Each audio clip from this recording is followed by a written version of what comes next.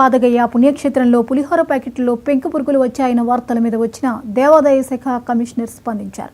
RJC Subbarao deputy commissioner Ramesh Babu media సమక్షంలోనే విచారణ జరిపారు. ఆ ప్రసాదాలు కొన్న భక్తులను, ఆలయ సిబ్బందిని వివరాలు అడిగి తెలుసుకున్నారు.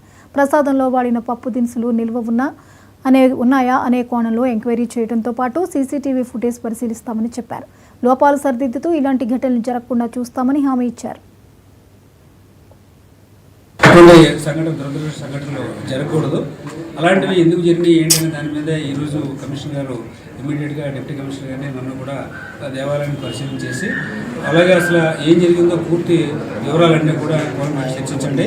అలాగే ఫర్దర్గా ఇటువంటి సంఘటనలు పునరావృతం అవ్వకుండా ఇలాంటి పవిత్ర క్షేత్రంలో అలాంటివి అవ్వకుండా ఉండడానికి ఏం జాగ్రత్తలు తీసుకోవాలని కూడా చెప్పమని సార్ మమ్మల్ని ఆదేశించారు.